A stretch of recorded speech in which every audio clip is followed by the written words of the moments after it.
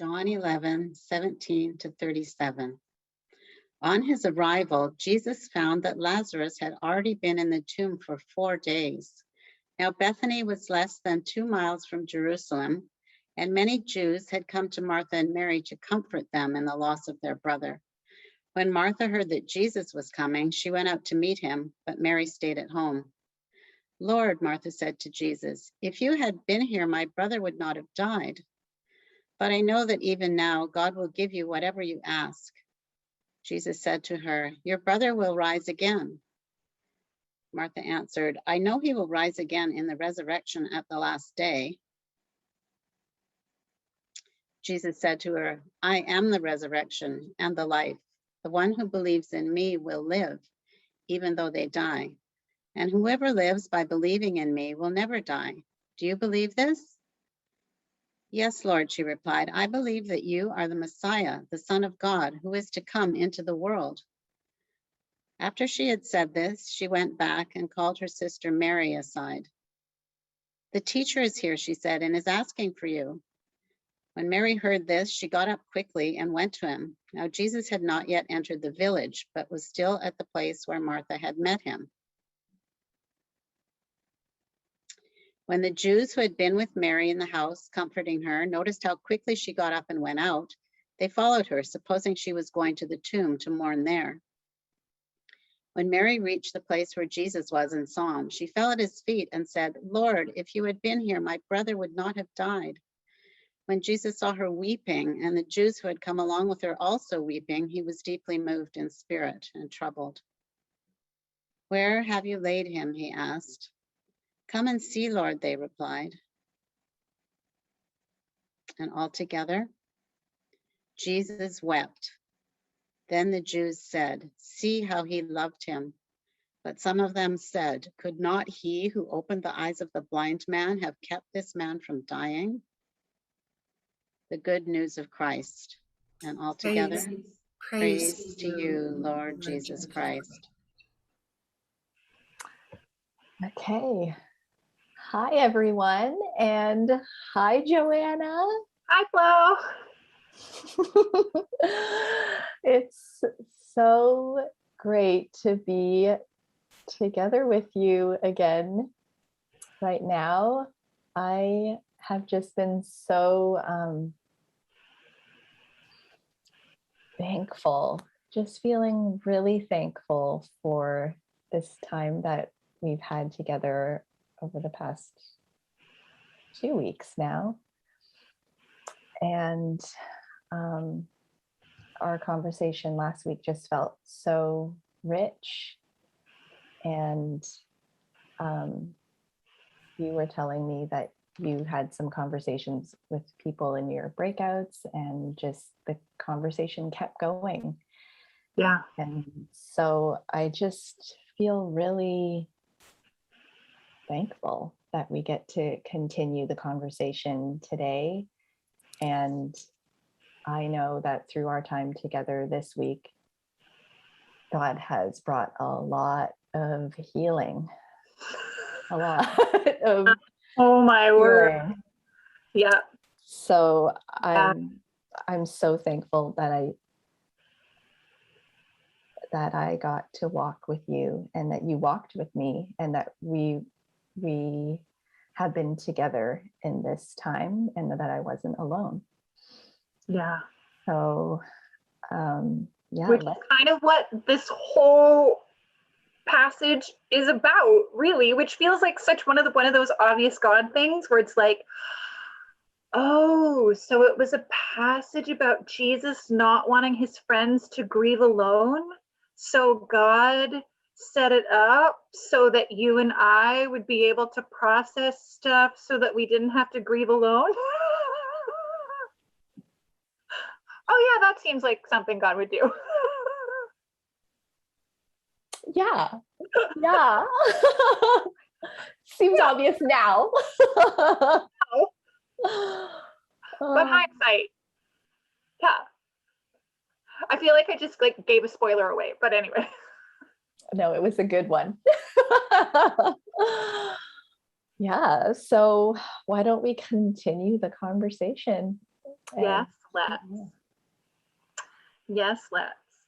So just in case anybody wasn't with us last week, Flo and I got together and started chatting about our assigned sermons because we're both a part of the teaching team here at VEV, and our lead pastor, Gordy, assigns, sometimes it feels randomly, but it never feels random in the spirit.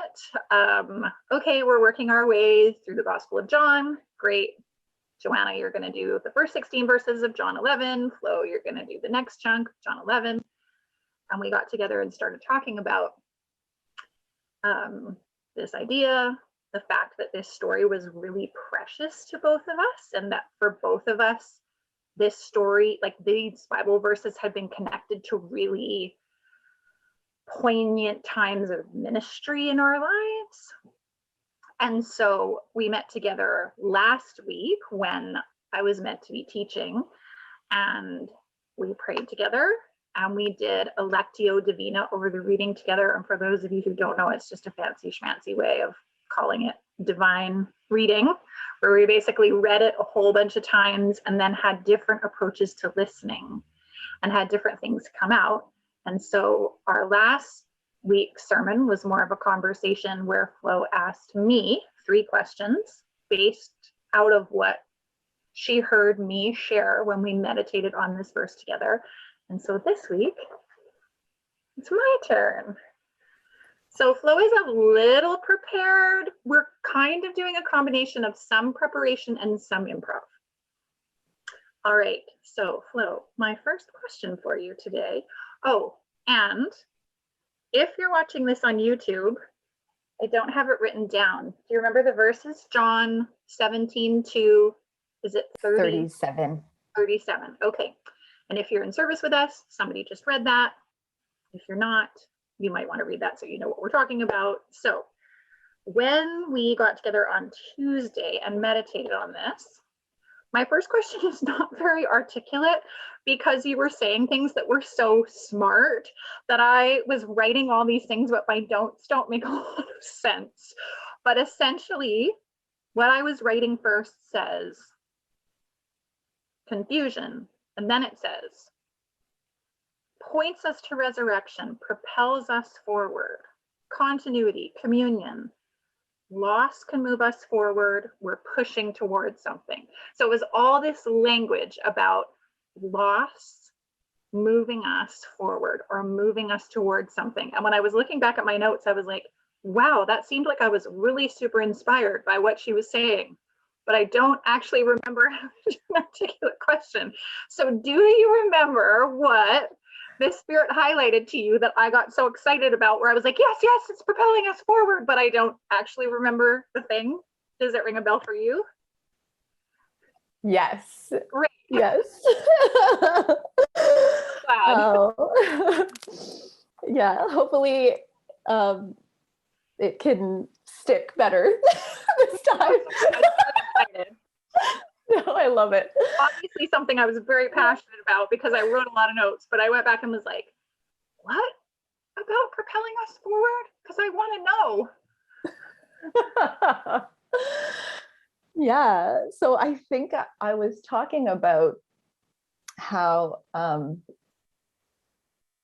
this week, actually preparing for all of this, I had to do some readings on grief, which Oh, right. I couldn't believe the timing of it because of what we were doing. Yeah. And so I've been learning about the Christian funeral in the early church and how the purpose of it for them was to prepare the person who had passed on to meet the Lord. They washed the body and they really cared for the body, dressed the body in white robes, and they essentially saw it as, just as they had been walking together in community while the person was living, that even though this person had now died and they were physically separated by death, that they're still connected as the body of Christ, that even though there's death right now, we're still connected to all the people who have gone on before us. Yes, I do remember you saying all that. Yeah. And so they saw the funeral as this last part of walking with them as their community, walking with them, and to see them go and be with the Lord. And so there's this idea of continuity, that the body of Christ doesn't stop. Even though our loved ones have passed on before us, we're still worshiping together with them. And actually, I was thinking about this. The early church, when a lot of people were getting martyred and killed, they would worship at the tombs. And it was actually on purpose to remind them and remember that these people that they love so much and they had just lost, that they're still worshiping together. They would be right there, so they would remember that all constantly, that that's our reality. That's actually our reality even now. All the people that we have lost, they're worshiping like with the Lord on the other side of eternity, and we're worshiping here on earth, but we're actually still worshiping together.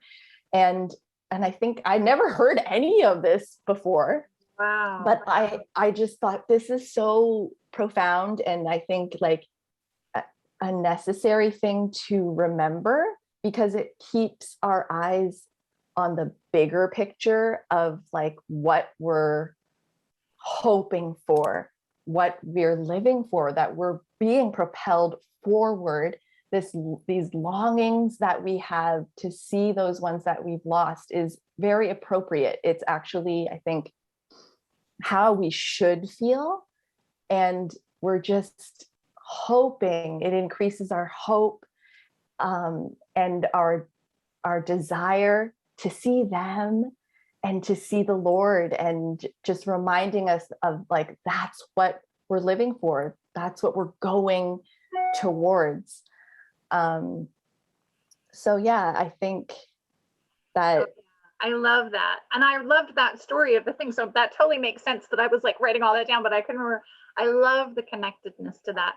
And it makes sense too, like even what we were reading, or that little bit that we found out about how this was such a communal experience for Mary and Martha and their family. Like there was a lot of people there.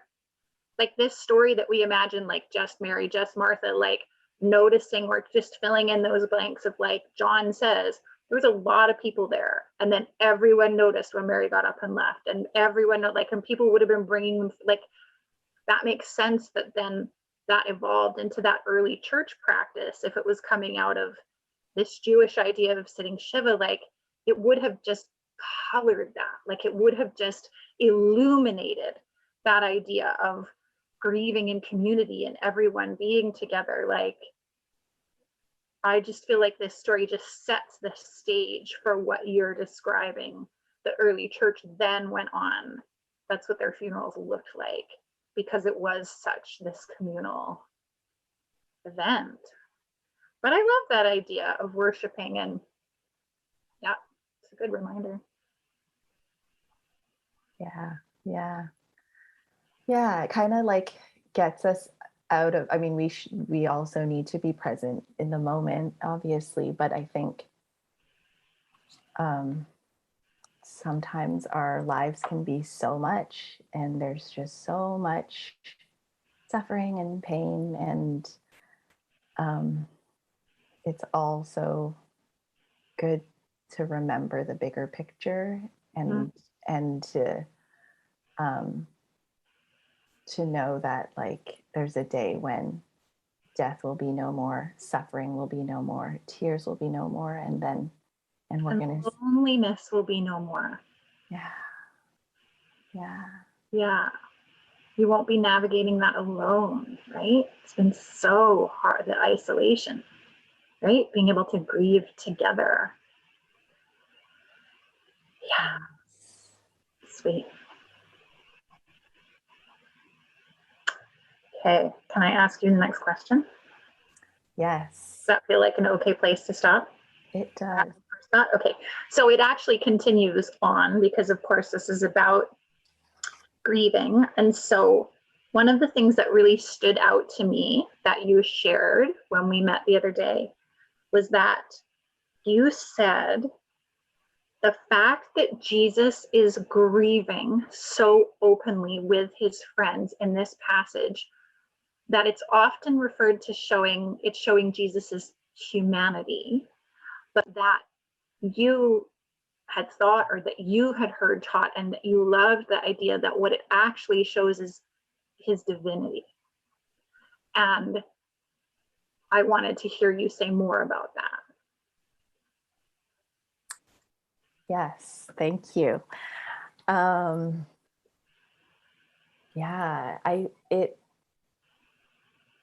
actually, something you said has been coming back to me when I've been thinking about this question of Emmanuel, God with us, that Jesus is Emmanuel, God with us. And I think Jesus grieving in this passage, being troubled in spirit and kind of angry, I think, just Oh yeah. yes, like really disturbed. Yeah. I've been thinking a lot about this, that is him being God, and seeing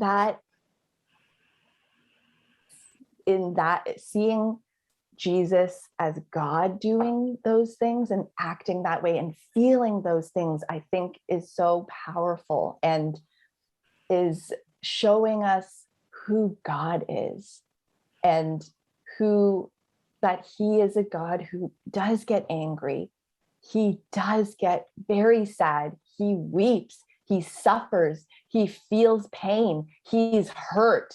He is with us in all of the messes of our lives. He's in the nitty gritty. Like, I was picturing him being the friend who holds your hair back while you're puking in the toilet. Like, he's there. He doesn't, like you and I talking when we first got together about, like, once you've been with somebody and they're giving birth, like, I feel like it's like the holding your hair back. It's like being with your girlfriend and she's in labor and you're being like, we're getting in the shower. I'm going to do, like, yeah, there's no, because it is holy, right? Like, we were talking about that. Like, that moment is so much about something else. So I love that picture of Jesus. Jesus is the one that's gonna hold my hair back. That is oh, yeah. We're like, just like, oh yeah, you're in it. Like, yeah. Yeah, he enters it right in, like the messes that most people don't want to come and be with you in. He's there. He's the one who's gonna comb through your kid's hair and do all your laundry. Yes. Yes. Yes. Yes. Yeah. I'll take it. I'll take a God that close. Yeah, he's not scared of the most horrifying things, the most disgusting, disturbing, annoying, like irritating, inconvenient things. Like, he's there and he'll hold your hair back, and and I think just kind of reframing God as that God. He's not aloof and far away, pie in the sky, like really far from us and not there. He's right there with us. And I don't think that we can begin to even try to understand suffering and pain in the world if we don't see it in light of Jesus who he is and who he shows us he is and what he did in the Gospels. Like he was in it. He was there. He suffered. He died. Like and I think I was talking about that. And I wanted to say this, that the fact that we feel so many things so strongly, and we go through heartache and pain and joy and sadness, anger, we're actually reflecting God's image when we be that the fact that we have the capacity to feel so much reflects God and who he is. That's who he is, and that's why we are like this too. And it's a beautiful thing, and it's not something to be like scared of, although it feels scary. And we feel it, and learning more about our feelings too. Like, was it, Sandra said it, and then you said it back to me when we were talking about it earlier, but the whole thing of like not being scared of our pain, but then learning to, like, the whole series of embodiment, like the more we learn about that and the more science is catching up, like that's where we store all those feelings. We store them all in our bodies. Like we can't think too much about our feelings. It's helpful to unpack and describe, but it's like, like I think we have to, like if we're going to feel Jesus in us, it's like it was so hard to talk about. Like I just want to be like, I don't know. But all those feelings that we feel and God with us in all those feelings, like that is such a huge aspect of embodiment, like inviting Jesus in to all that. Yes. Yeah.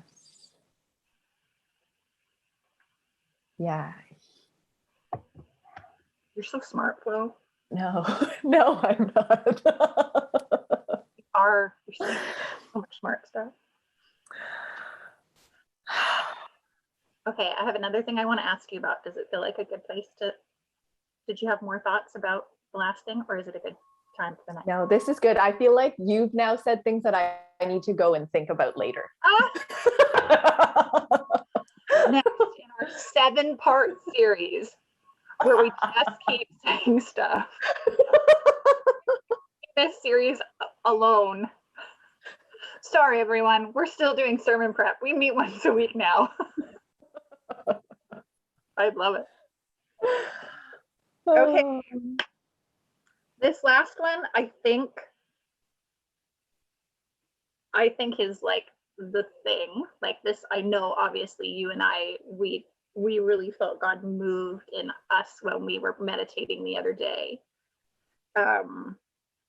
But you just said so eloquently, and I even felt this too, like you said, this part of this story, this kind of in between what we talked about last week, like Jesus got called, he didn't go, he didn't show up right away, and then, spoiler alert, Lazarus gets raised from the dead.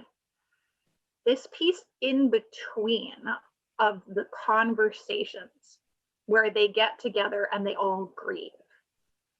You said, I feel like we often we gloss over this part of the story, or we want to go around this part of the story and we just want to get to the resurrection part.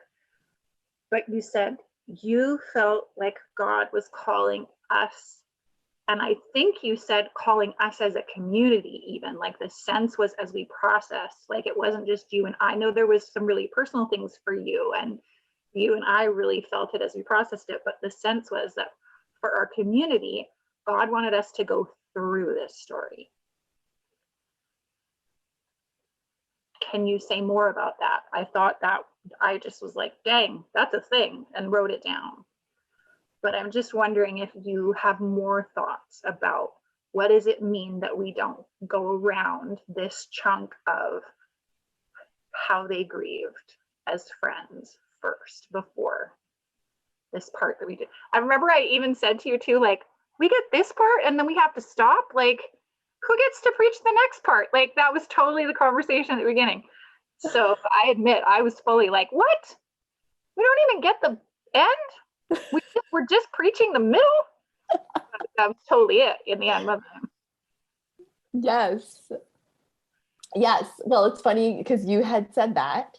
Yeah. And I had said, oh, when I first found out I was assigned this passage, I was like, oh no, Lord, so resistant and just like, God, I have so much baggage with this passage. I can't do this.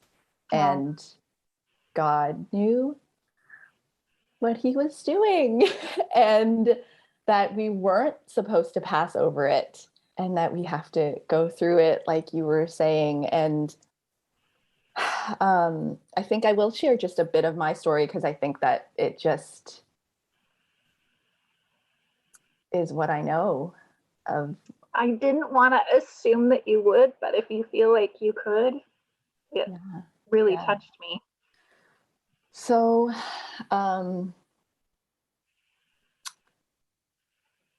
okay, so I was very resistant to this passage, and a good friend of ours that we lived with, we were in community with, doing ministry with, so very close, like family, got really sick. And we all felt that this wasn't going to end in death. He was going to pull through. God was going to heal him. And we had all the faith to back it up and all the experience of seeing God bring people out of wheelchairs and legs growing out, and crazy things had happened. So we just felt like, yes, God, we've seen you do this, and your word says, and we know that it's always your will to heal. And we just fully had no doubt in my mind he was going to be healed. So then when he died, I was still like, nope, he's going to raise him from the dead, because it says here in this passage, he who believes in me, though he dies, will live. And I was like, that's it. I'm standing on your word, God. I'm standing on your word. You said this. And so even as we were preparing for the funeral, I was still like over 100% sure he's gonna do it. And he didn't. And my whole world fell apart.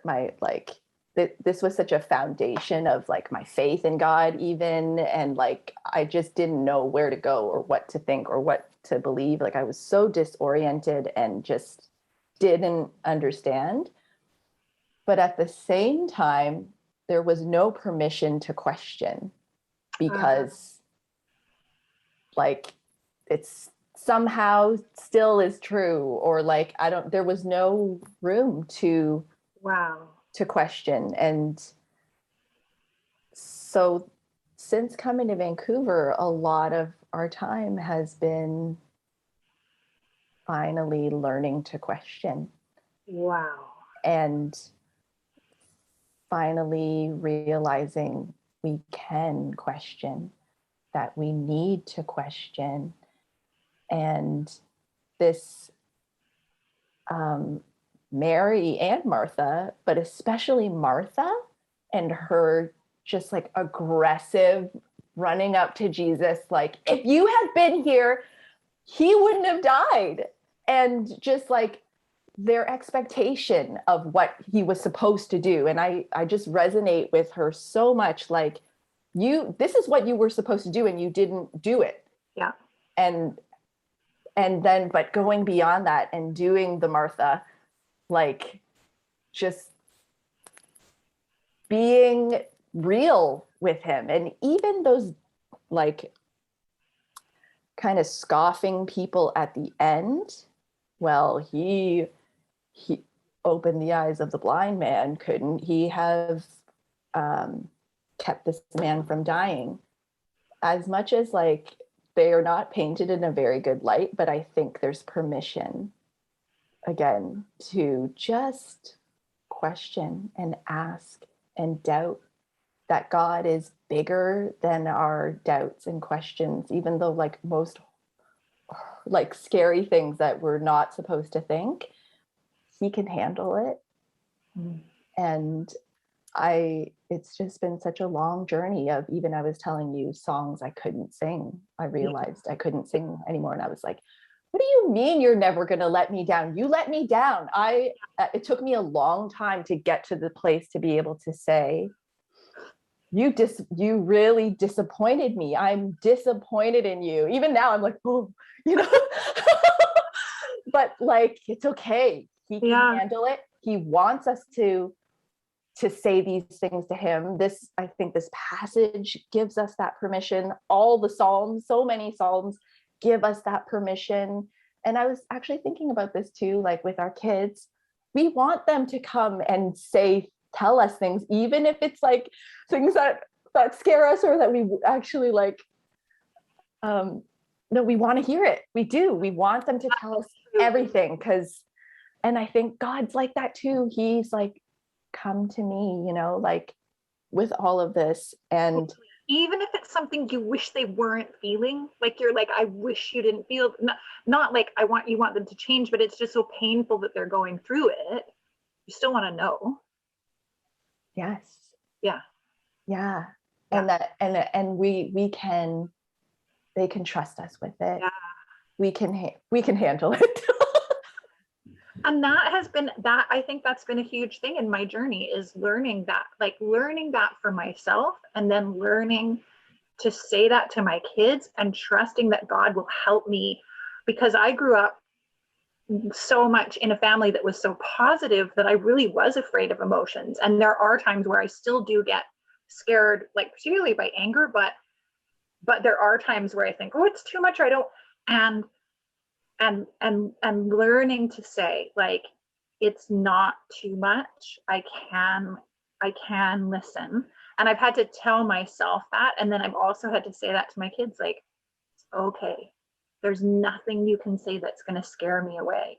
Like, I might get scared, but I won't go away. But it takes practice, right? Like, that totally takes practice. But knowing that God is already that spacious place, right? Like, I love that verse in Psalm 18. He brought me out to a spacious place because he delighted in me. Like, I just think that, like, God has that capacity. Like, God's just big enough, It even feels, speaking of embodiment, like I say that, it feels big in my body when I say that. Isn't that interesting that God knew, like Mary and Martha knew that? Like, they knew that they could say that to him, which is kind of crazy. Like, they call him the teacher, right? He wasn't even supposed to teach women. And so not only did they teach him, like he taught them, but there must have been enough of a relationship. And John's the one that tells the story, so he must have heard it, or he must have heard them say it. But the fact that they could say it, like, where were you? Yeah. Yeah. Again, Mary, just with the falling at the feet, right? Yes. Just crying all over his feet again. Yes. Yes. It's like there's so much in there in this passage of showing us how to grieve too. Yeah. Like, at first Mary was at home, and there's times where you need to be at home. Yeah. Then she was falling at his feet and just sobbing and like that. Right. And she's trying to do the right thing and be with all the people and have, navigate the household. And yeah. Well, I think too, like, this is just an aside, but I'm thinking, what a thing that must have been in a culture where there were so many rules. And I think there are, like, this kind of touches on our conversation last week too. You still get a lot of messages about, as a woman, how you're supposed to be and how you're supposed to act and what you're supposed to say and not say. And the fact that in order for them to have the freedom to talk to him that way, he must have created the kind of relationship with them where they were like, I'm allowed to say what I want to say to this man. That's amazing. Yeah, that's beautiful to have that relationship with Jesus. Yeah.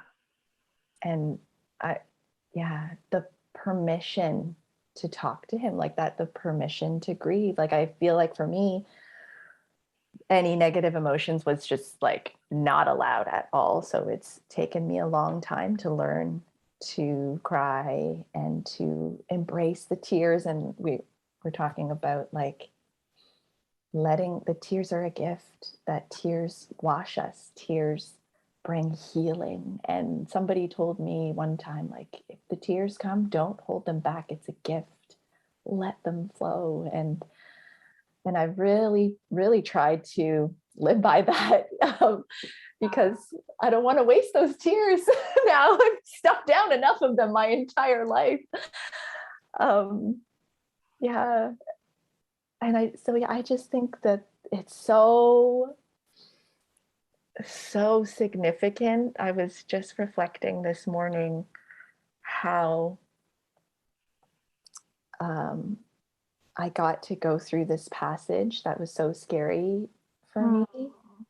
Oh. But I didn't have to go through it alone. That God knew, because this was not what I had planned, obviously.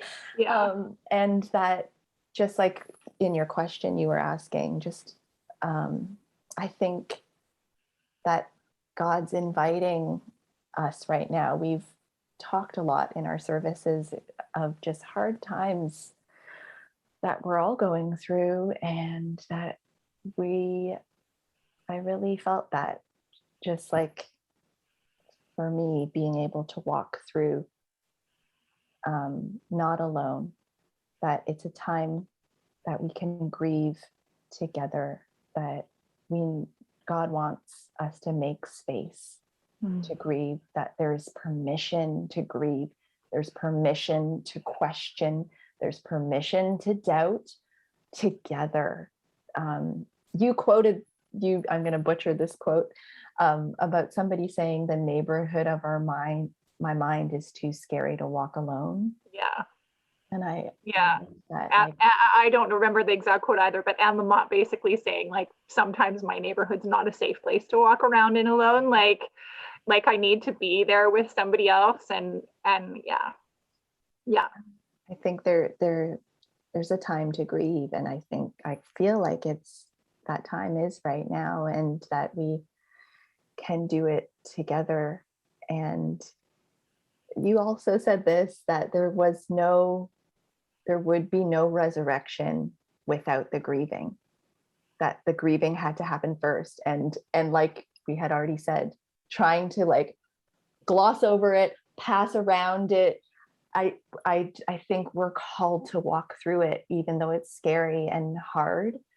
That this story also, I think, represents that in between time of the now and not yet, where we are in this time as we're waiting to see our loved ones again, to see Jesus again, that it's appropriate to be weeping. It's appropriate to be lamenting and crying and questioning and doubting. And as we go through it, when we come out on the other side, I think we're softer, we're more raw, more compassionate, and more broken over the brokenness of our world.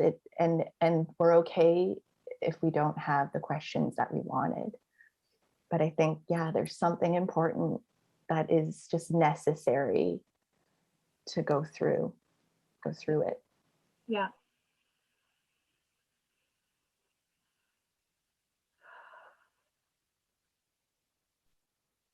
Yeah, and acknowledging there has been so much loss in the last year and a half in our church family, like even in the last month. Several people who have lost members of their family, and people who've lost their pets. That's hard, really hard. Yeah. I'm also aware too, like, I know, and this is so meta, because I know that we're recording this right now, but I also know that Wade and I are going to be hosting on Sunday, and that like we're going to have to figure out how to transition out of this, and then also like not wanting to be manipulative, and it's Zoom, and being like, well, we're supposed to grieve now, and then be like, go. So I'm like, yeah, I'm aware that I don't want to, I just don't want to be manipulative in that too. Mm.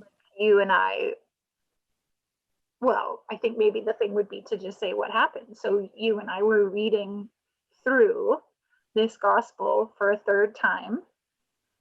And the last thing that you do in Electio is you ask the Holy Spirit to give you an invitation. And you read first, and then as soon as I started to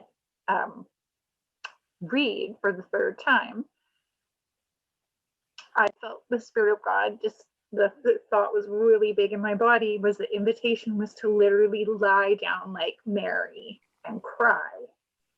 But I was like with you on Zoom and we were reading, but then I got to the part where I had to say what Mary said, when Mary said, if you'd been here, my brother wouldn't have died.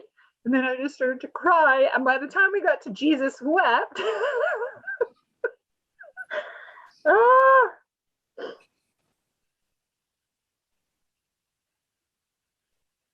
we just had a good old cry. Yeah. That was so healing for me. Yeah. It was, yeah, just so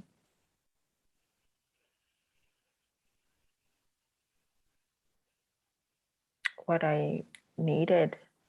So, like, and I was so thankful that you went for it and just like listened to your body and your emotions and that gave me permission to like ugly cry. Yeah. and the tears flowed and the healing really came as we did that together. I'm so thankful. Alrighty, well, maybe there's no way to wrap this up in a neat way. I think we just have to be faithful to say, this is what happened for us when we read it. We're just putting it out there. I would also like there to be space and time for us to grieve together. I know we talked about this physically. Maybe it's something we can come back to again, of maybe we can make a space or time at the church where if we can distance ourselves, but and if we just can light some candles or make some space, if there's, I don't know what that looks like. Yes. Yes. Well, any final thoughts? Beautiful Flo.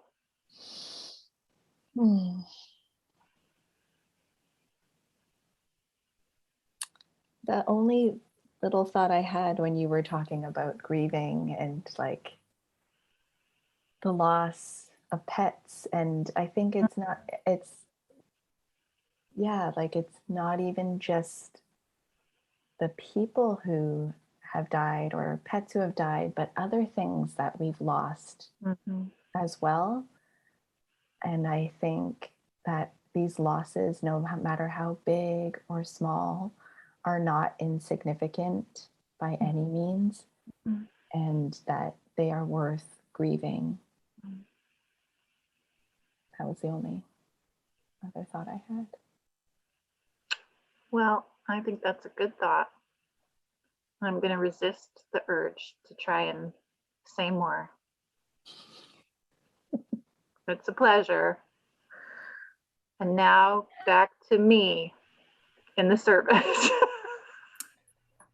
So this is our reflection to hold. There was so much there, and man, I had a bit of a hard time watching myself talk, but boy, I sure love doing that with Flo.